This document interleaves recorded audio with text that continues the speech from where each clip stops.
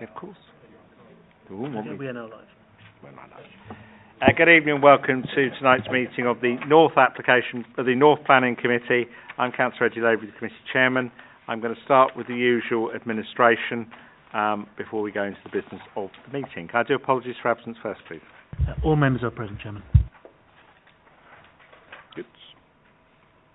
Any declarations of interest? No.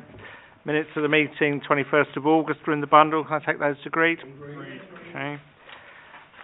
We are taking the Part 1 items as was published in the agenda. I have taken a late enforcement item in Part 2, so members should all have a Part B report. Those watching us on YouTube tonight obviously will see Part 1, but when it gets to Part 2, I'm afraid we will cut the feed. So that is that. I think everybody who is here tonight has probably done this a few times before, so I will shortcut some of the bits and pieces. Can I please ask mobile phones are switched off or at least to silent? Can I remind people that the fire exits are over there and behind us in this corner, and that if we do need to leave, we will be heading almost certainly out through those doors if we can, and through the next set of doors and down the spiral staircase. Officers will present as usual. Apologies that the screen on the right-hand side, we've got the light fixed, which means that the screen is not great. But there is a screen on the left. Members have also got the plan packs. There was an additional plan circulated in respect of item 8, which corrects an error in the plan pack. Those who've been very diligent will know that the summary of the agenda indicates item 8 was for refusal. It's in fact up for approval. So just that's the only clarity of that.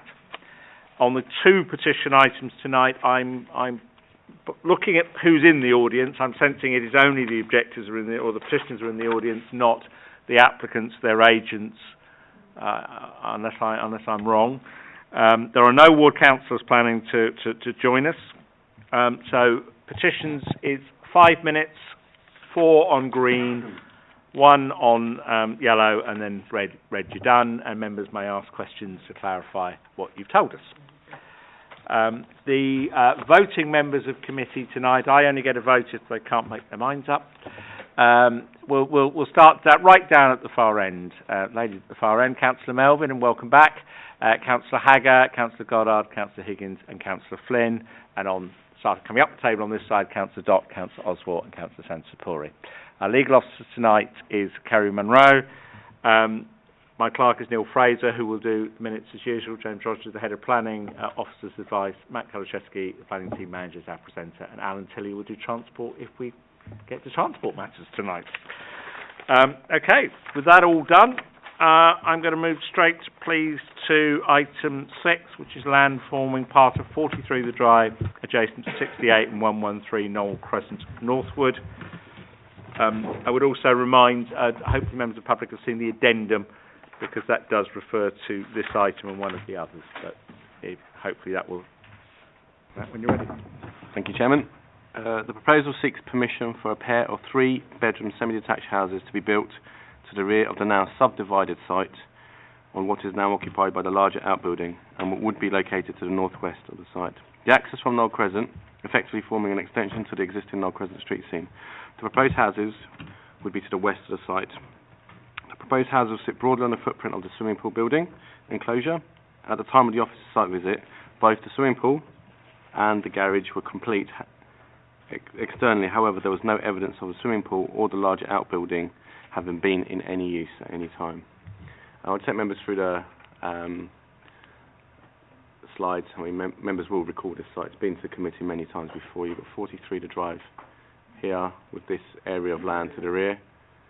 At one stage, it did form part of the garden of 43, but as I'll take you through the site slides, you'll see it has been subdivided. You've got the swimming pool enclosure that was allowed as permitted development, and the structure itself external structure has been completed, but there is no evidence of a swimming pool. You've got a garage here as well that was allowed at appeal. That just shows what the swimming pool would have looked like. That's the existing swimming pool structure. This is the proposed site plan, so you'll note that the swimming pool structure is here at present, and the house, or the pair of semis, will sit broadly on top of it, or where it's situated at the moment, with the garage further down being removed. This is proposed elevations. You will note that's the proposed sort of front elevation. So if you're looking from Knoll Crescent, there's number 68, I believe, Knoll Crescent. That's what you'd see next door. It's a marginal decrease on what was previously proposed. I think this has been proposed and refused 3 times before, and been to appeal several times as well and dismissed. Some other plans. Again, another site plan for members. To give you some photos, that's the aerial. That's the existing pool structure. That's the garage to the right-hand side. Again, this is the piece of land just to show you some context of how it looks. This is actually from the rear garden of number 43, the drive, and it shows that it has been fenced off. And we have been notified that the site has actually been sold and is in separate ownership to the land to the rear. I'll just take you through the rest of the photos again, just to give you some context. Again, the garage, quite dilapidated land. So, as you can see, the site is situated to the rear of numbers 41 and 43, the drive. It should be, as I've just explained, number 43 is now a separate entity and has been recently sold and is now occupied by the new owners. This was the subject of a separate site visit in order to view the application site from the rear garden of this property. The site is rectangular in shape and comprises, as you can see, the rear garden, or what was the rear garden of number 41, the drive, and also extends to the rear of number 43, the drive. The site comprises areas of lawn, trees and vegetation and is quite obviously verdant in character, despite the existence of an outbuilding and a double garage. The site is subject of a tree preservation order, which covers all the land between 35 and 39, the drive. The proposed development proposes a minimal reduction on the scale and bulk of the previously refused pair of semi-detached dwellings, which was also dismissed at appeal. It is considered that proposals would constitute a piecemeal form of backland development that would fail to maintain the open and verdant character and appearance of the surrounding area. Furthermore, the proposed development, by reasons of its design, would result in a building which would detract from the character and appearance of the street scene, causing harm to the visual amenities of the surrounding area. I'll just take members to the addendum, and we're proposing an additional reason for refusal to do with trees, in particular the grand fir tree, which is T16. This is to follow on from the tree officer comments in the report, which do object on this ground. So that's that reason for refusal, but also to amend section 7.14, which at present wrongly says there's no objections from trees and landscaping point of view, which there quite clearly is. For the reasons summarised, it is recommended that the application be refused. Thank you, Chairman. Okay, Stuart Johnson, if you care to take a seat at the table, if you press the button in the middle, the microphone will light up, and when it does, and you start speaking, we'll do some timing. When you're ready. Okay. Well, thank you. Good evening, everybody, and thank you for listening to me today. 47 Northwood residents have signed this petition. Many of them are upset and very angry that yet another application has been submitted for this garden when so many similar applications have already been refused. As the very good officer's report says, 3 appeals against this committee's decisions in respect of similar applications have been dismissed in the last 4 years, so there can be no logical reason for approving this application when you rejected one that was substantially similar only last year. And the reasons why planning approval has been rejected still apply now. It's backland development of the garden once belonging to number 43 The Drive, where there has never been any permission to build houses. The existing building, described as a swimming pool, is simply a sham. There's been no subterranean structure built to withstand a pool. There's no large hole inside that building for any water. Just a hastily built shell put up in an obvious attempt to deceive you and get around the previous decisions. Now that that land is no longer part of the curtilage of number 43 The Drive, there is no vestige of any legitimate purpose for this building, which really ought to be removed. And the same applies to the garages, which were also built under permitted development for the amenity of number 43 The Drive and no longer have any legitimate existence. Any further applications would be attempting to cynically bypass previous refusals made by this committee. There's real distress being caused by these repeated, vexatious applications, and it's high time that the attempts to develop this site ceased and that it was returned to its previous state as an open and verdant part of the local landscape. On practical matters, this application, residents think, would probably make the drainage problems in Knoll Crescent even worse and wouldn't help the low water pressure issues which are experienced by some residents. Access and parking for residents has already become more difficult because the applicant was granted a crossover to create access to the site from Knoll Crescent. Now that the site is no longer linked to number 43 The Drive, there is no justification for any continuation of that practice. As previously identified by the Council and Planning Inspectorate, and as we've just been reminded, the trees and the greenery on this site form an integral part of the character of the area. We need to protect the greenery that's left, including the protected species that are vulnerable and the wildlife. On behalf of all the petitioners, I hope that the committee agrees that there's no logical reason to approve this application. Thank you very much. You just say that. Does anybody have any questions? Nope. Thank you very much indeed. If you could just turn that microphone off for me, that I'd be grateful. I don't believe it is, but I have to do this formally. Is there anybody here on behalf of the agent or the applicant? No. Okay. In that case, I will open this one for debate. Councillor Higgins, Councillor Flynn, Councillor Oswald, in that order. Briefly, I'll just go with officer's recommendation. I don't really have a huge problem with this, but I do sympathise with petitioners that unfortunately they're allowed to make as many applications as they want, and we have to due process them as well. So on that, that's all I really wanted to say. Thank you. Councillor Flynn. Thank you, Mr. Chairman. The images we've seen in your presentation, correct me if I'm wrong on this, but I don't recall seeing any images of semi-detached houses. They're these, unless I've missed something, they're these outbuildings. No, that's the proposed. Sorry, am I missing something here? What? Maybe if you could just explain. So the semi-detached houses are what's proposed? Okay, yes. Yeah, but semis. is that all we have to go on? Because I noticed one of the refusal reasons is design and the street scene. Yes. Yeah, that is.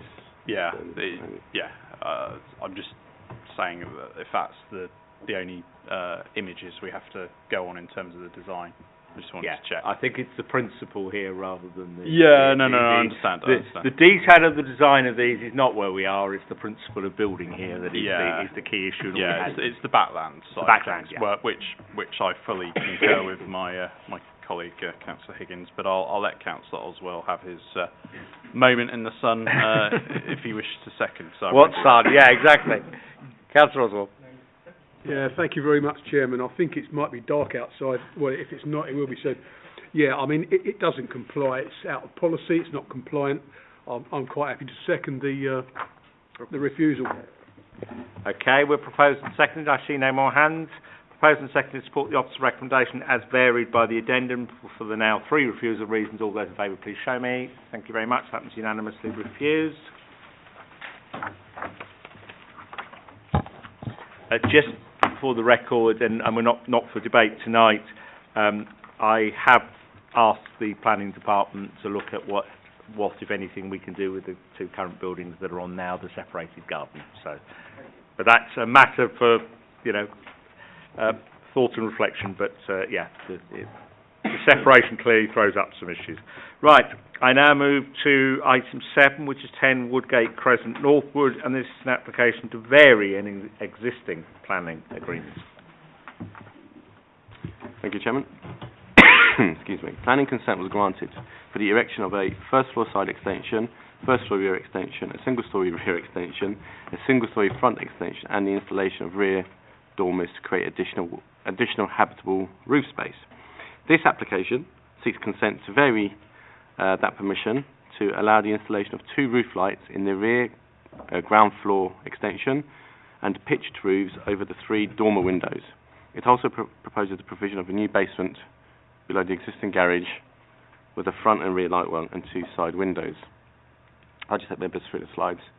Obviously you can see 10 Woodgate Crescent. I'll just show you the plans. So here, these are the existing plans of what the house looks like. These are the approved roof plans. So it's, in essence, what you've got, this is the proposed elevation. So in essence, what they're doing, if I can just show members, is they had approved three dormers here with flat roofs, and what they want to do is to insert these slopes on them, as you can see in both these side elevations, and also there's two roof lights on the single-story rear extension flat roof. And also, you can't quite see, but there's also a basement under this garage here. And these are the what was approved. So you can see the three dormers of the flat roofs. You can see them quite clearly on the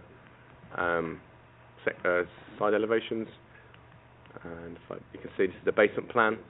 As you'll note from this basement, it takes up a small proportion of the width of the house and of the width of the site.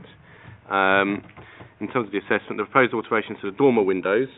Oh, sorry, let me take you through the photos. I do apologise, I haven't shown you those. That's the house as it exists.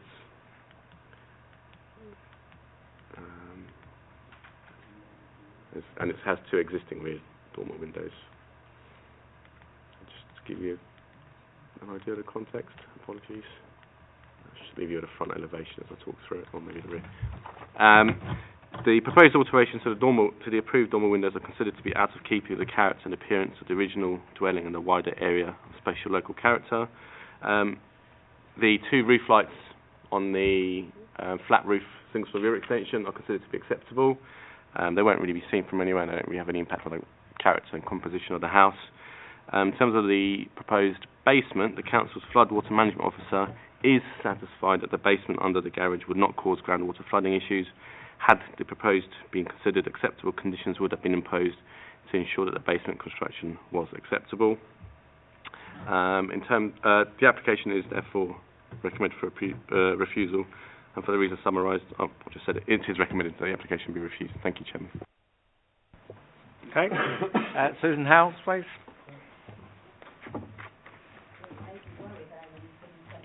Yeah, I was listening carefully, don't worry. I was thinking, where'd that variation come from? If you press the button when you're ready, and then we'll do the usual.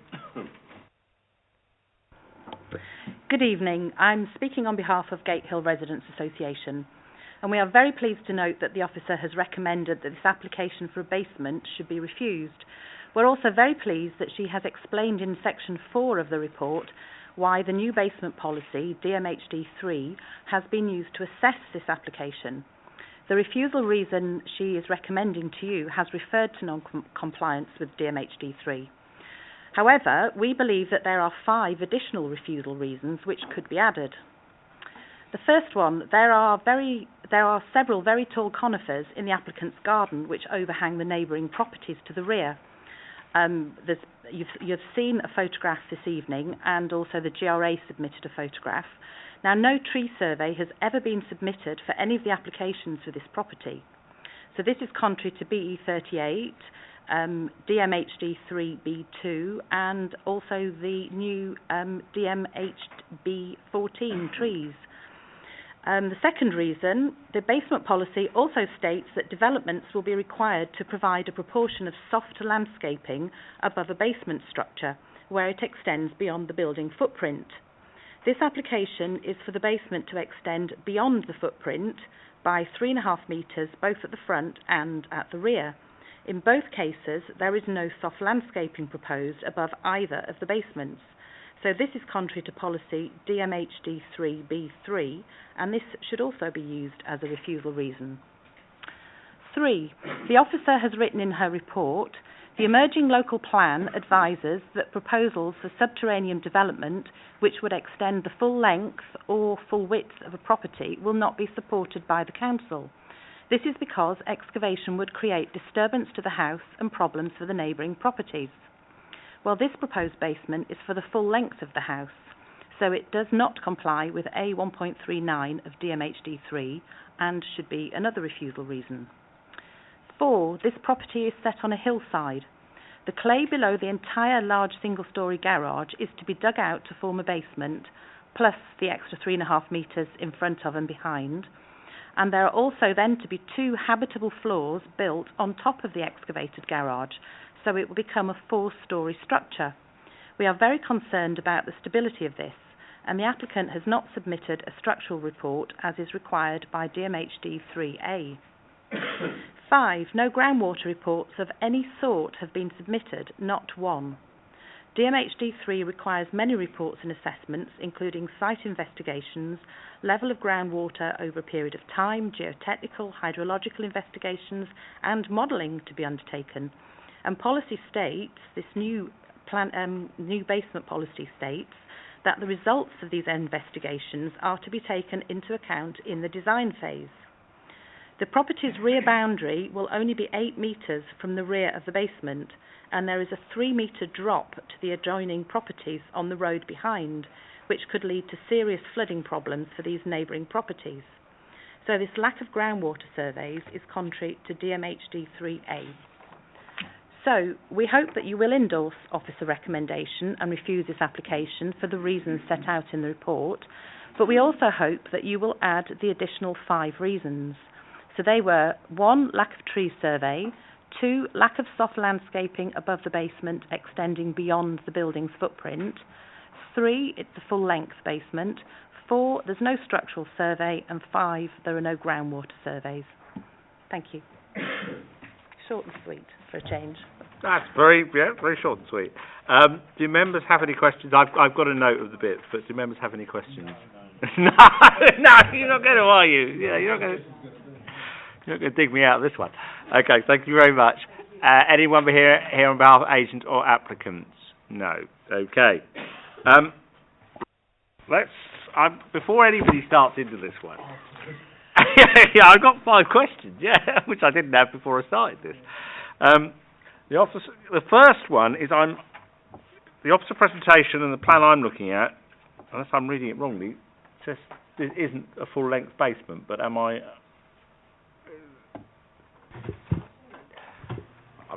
That's the plan I've got up.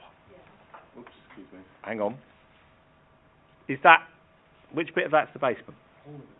That is the basement, that is the house. So it does not cover the whole house, which is what the policy aims at. So the aim of the policy, if I may say, is that if the basement covers the entire footprint of the house, which usually would also pretty much be the full width of the plot, that would be an issue because there would be no space to incorporate certain SUDs and flooding measures. Whereas this, and what the floodwater management officer said, is that this proposed basement only takes up a small element of the site, and therefore that she hasn't got any concerns about it. Her concerns, like we discussed at the last committee, were... We did basements in the last committee. Okay. It's a point of, if it was to cover the full entire width and depth of the house, she would be concerned. It doesn't. It covers a third, maybe a quarter of the structure, and there's plenty of space to incorporate such measures.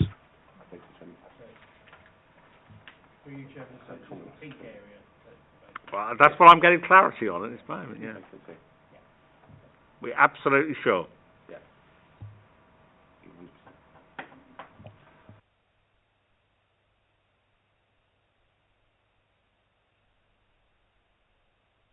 Admit some of these items may have been things we could have conditioned, of course, had we been going to approve, and of course that doesn't necessarily make them additional refusal reasons, but can we just bottom them out for me?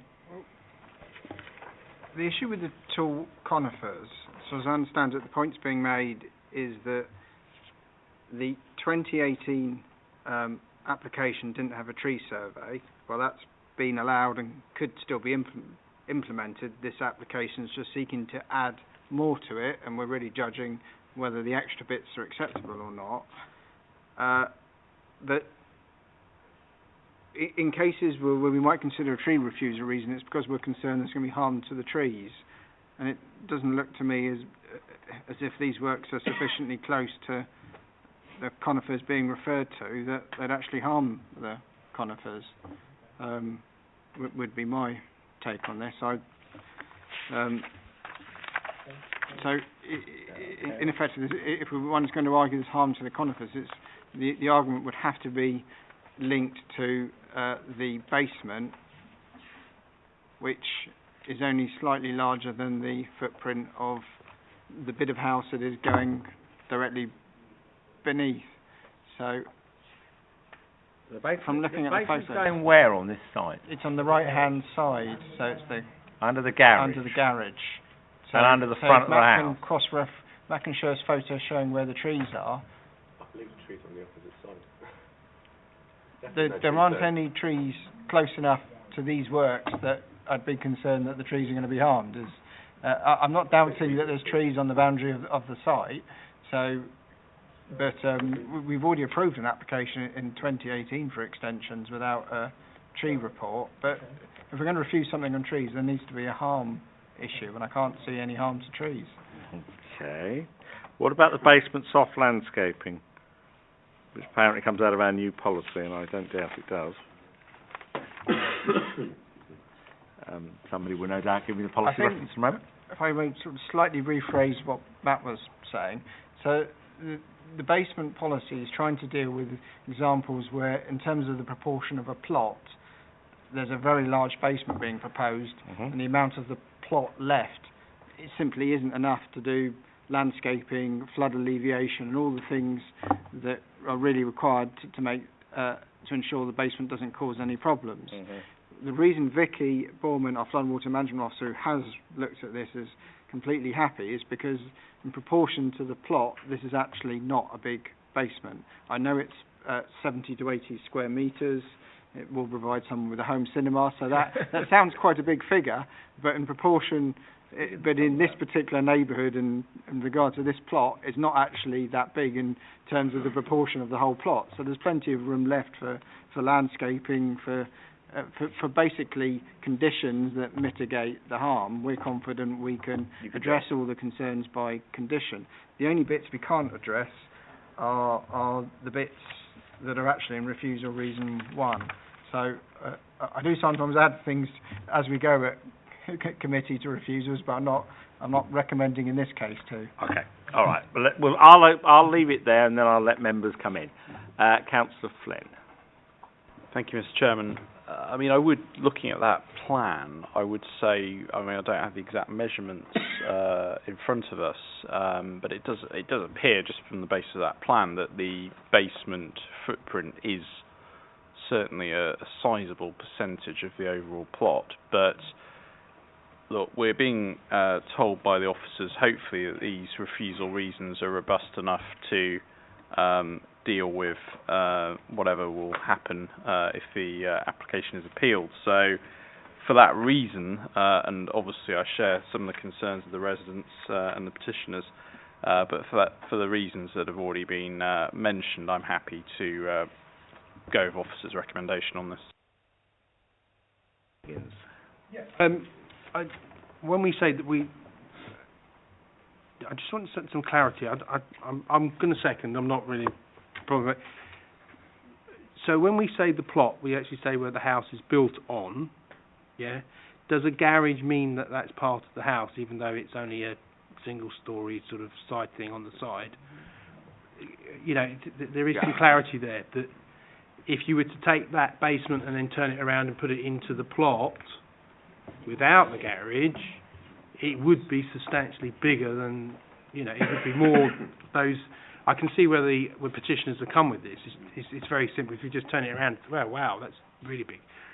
So can we just have some clarity on this? Because this is, as we know from last time, unfortunately, and this is one of my big pet worries, actually, because I know you have issues with basements. No, because it is something that we've got to take in, and I think one of the other points that we did sort of overlook very briefly was the groundwork survey. That was one of the other points that petitioners did raise, and I think as a committee member, I feel a lot more comfortable if those things were addressed when we're asking to dig under people's properties, and there's got to be something closer for us with building control on this, because there's been loads of stories in London that people have done basements and the houses have collapsed on top of them and stuff like that. I do not want to be a part of approving these type of things, knowing that something drastic could happen and we haven't been due diligent on those things. But that's It's another debate for another time. But I will second Councillor. Matt, would you just confirm that point about the garage? Yeah, Does that count as part of it does, yes. Of the building? Okay. And am I right in saying that had this been recommended for approval, appropriate groundwater surveys, etc., would have been required as part of pre-commencement conditions? Yes, I think perhaps the difficulty with this discussion is that had it been recommended for approval, we could have worded conditions, I think, to address a number of these concerns, but because there's a refusal, we can't really go into that detail. But we can word conditions to deal with all the flood and water management and the structural matters. I think so long as there isn't a super basement that's so big that we're going to have problems enforcing or actually getting acceptable details. But in this case, the scale of the basement is such that we're confident that through the right planning conditions, it can be made to work. And proposed and seconded, I will just hold here, Councillor Oswald. Yeah, thank you very much, Chairman. Yeah, absolutely, I agree with that. But I was interested in some of the points that the petitioner made, and whether or not, I think we've covered most of them by what James and Matt have said. Could I just say that if this comes back again in a slightly different form, that we make sure that we have a tree survey and we get all these bits and pieces into the report, so we do what we should do so that we can get it absolutely right. We didn't have one last time. I'm quite happy with the reasons for refusal, Chairman. I think they're strong enough anyway. Thank you. One thing we could do that members might welcome is we could add an extra informative, and in the informative basically say if the applicant resubmitted, we would expect, and then spell out some of these things. I'd go with that. So the things that I don't feel comfortable adding to refusal reason, but there's nothing to stop us setting out in an informative the sort of things we'd expect, the reports and all these details. And if you would I'd quite happily write something and share it with the chairman and Labour lead. Councillor Higgins? Sorry, on the note, thank you very much. You're probably going to say no, but is it possible, just on basements, I'm not asking for all planning applications, but just on basements, that is one of the things that does come before us as a committee, because it makes us feel more comfortable to put forward basement approvals if those elements that you're putting as an informative, if it comes back, were actually here before us now. I don't see why it shouldn't be a problem, but to me, for me, it would make me feel more comfortable. I mean, obviously, last time I wasn't comfortable and I didn't vote for it because there was those reasons. That was an element of trust that the drainage thing would be done. I don't agree with that. We're here as a committee to make committee decisions. We do need the information in front of us. On that note, that's all I'll say. You're going to leave it at that, James? We can try our best. It's sometimes easier to get details when the applicant knows officers are recommending approval than when the applicant knows officers are recommending refusal, as applies in this case. But if we can certainly try and get as much detail as possible. I think what I would say is that us as officers, we share the sort of general concern that we all own houses as well, and I think all of us do have concerns regarding some of the realities of these basements. Yeah, I think what I would ask is I know sometimes we're in a situation where we're forced to accept pre-commencement conditions because it's believed. I think the answer I've been given in the past is technically it can be done. Yes, I think given members' concerns on the developing basement policy, I would encourage officers, where at all possible, that we do actually get the information. Because I think it's going to make the processes much easier and more transparent. Okay, I'm proposed and seconded on this one being refused. Plus the informative. Thank you very much. All those in favour of refusal, please show me. Thank you very much. That's unanimous. Right, I now move to 66 Parkway Rice Slip. much more straightforward. This one is recommended for approval. Thank you, Chairman.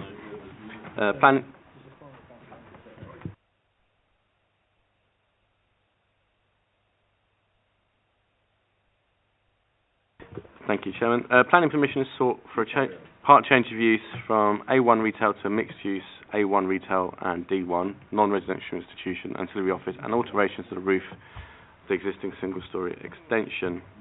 I'll take members through the site. It's 66 Parkway next to the Tesco's. That plan is incorrect. Just to take members were circulated the plan earlier in the week with the correct site. Have you got the correct one on there? You haven't? No. I thought Your presentation has got the old plan. Yeah. It does. Definitely has. Have members all got the ones they were circulated earlier in the week? And if not, my clerk has copies. That one, yes. Yes. Could we circulate those? Because I was hoping the officer presentation would have the correct ones in them. No, not appropriate.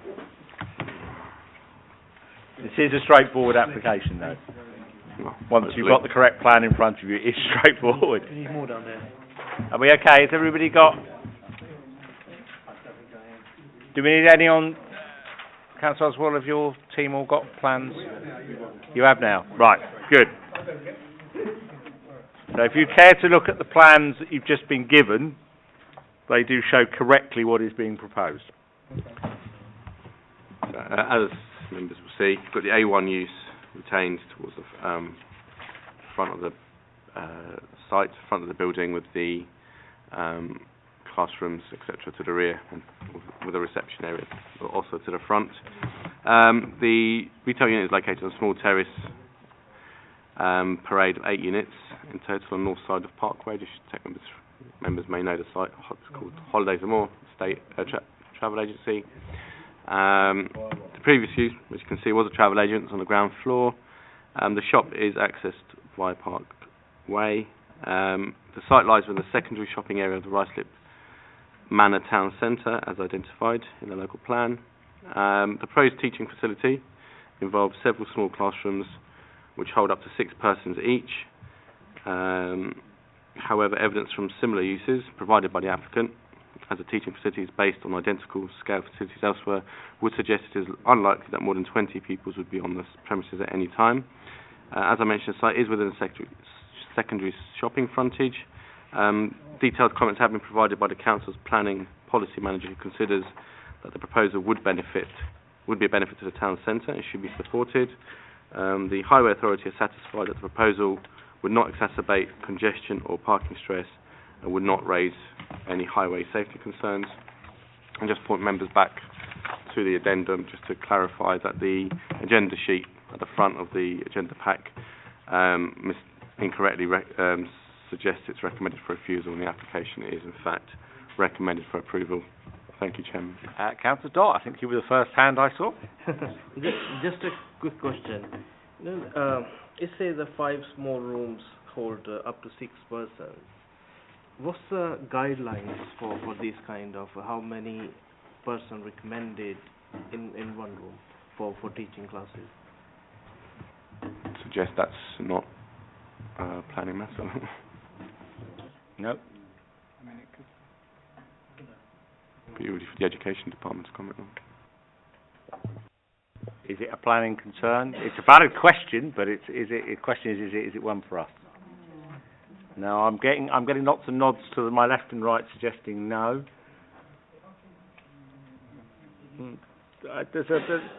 For you, Chairman, it does apply. Depends what it's for, isn't it? I mean, if it's a cinema, you'd have to know how many people, because it's for the public, isn't it? I'll turn the question the other way. Are we happy that the size of these rooms would appear to be adequate? I don't want to steal my colleague's thunder, but I just want to understand what type of school is it? Tuition. I think it's one of the tuition centre. It's kind of the closest example. It's not the same as Explore Learning. It's a slightly different model, but it's kind of top-up So Top-up it's teaching very that- similar to the property it's that's almost only- next door to it, which the other way, the one that's not in the photo. No, the one going the other way is also a tuition centre.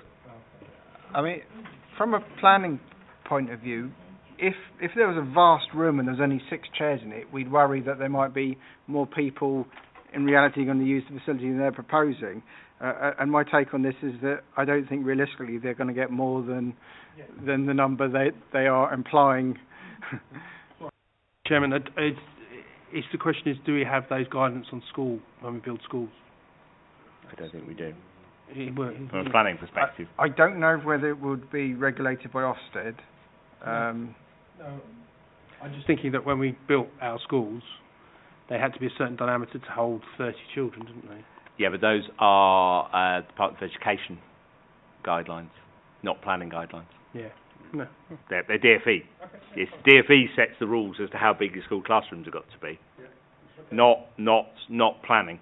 We're just looking at the building. Yeah, good question. Yeah, Councillor Oswald. Yeah, thank you, Chairman. I'll move the officer's recommendations. Thank you. Seconder, thank you, Councillor Haggard. There was a choice, but I'll go with the first hand I saw. All those in favour of approval, please show me. Thank you very much. We then have another change of use in Ruislip High Street. This one is recommended for refusal, just to keep the evening. Thank you, Chairman. This application seeks planning permission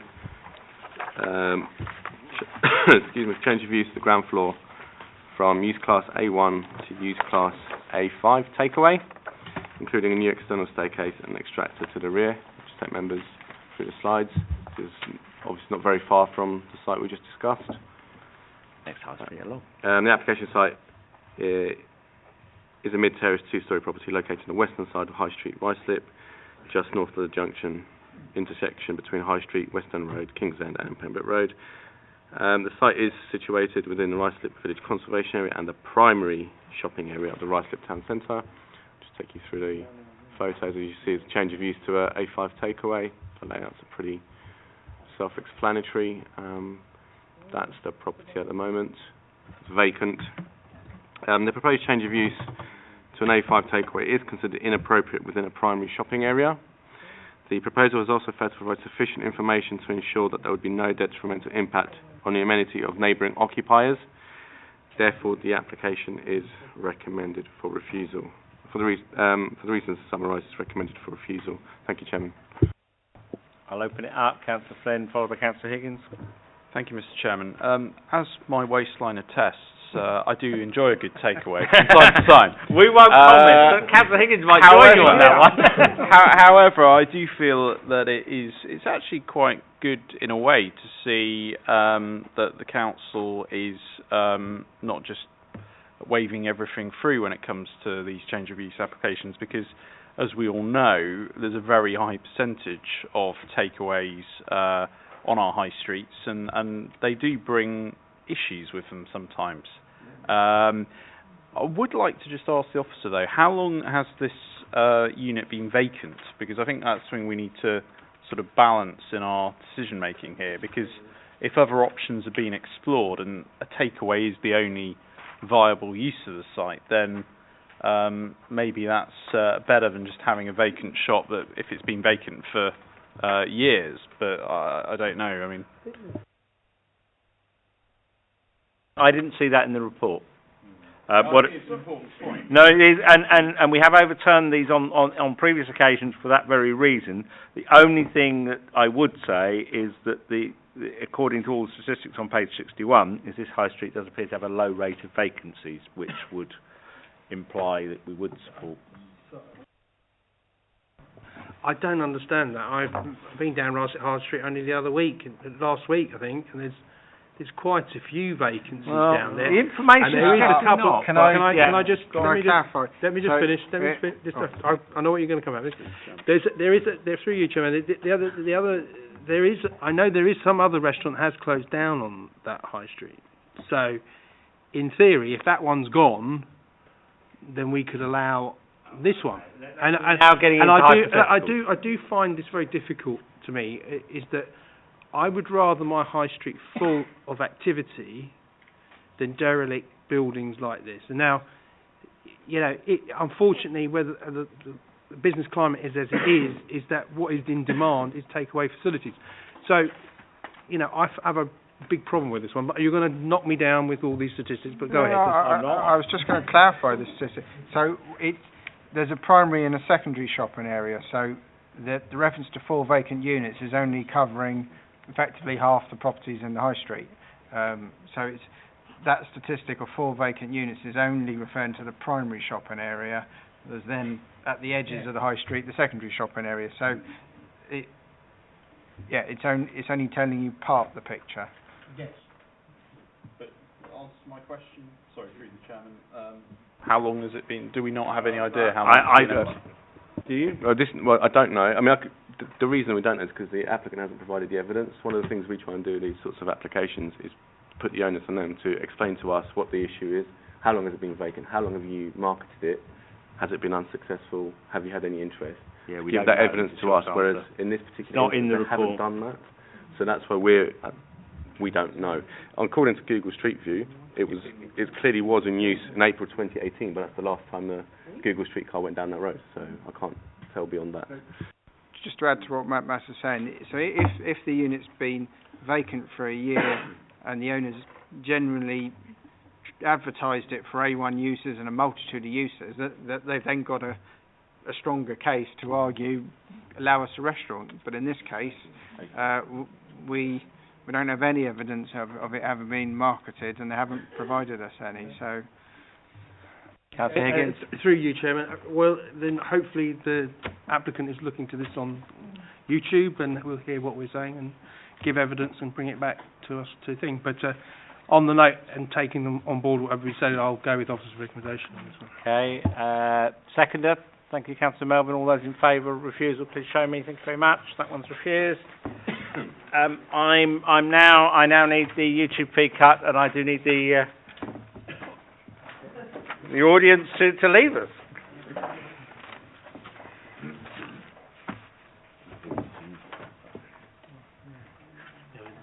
I can't see why he wants to sit through that.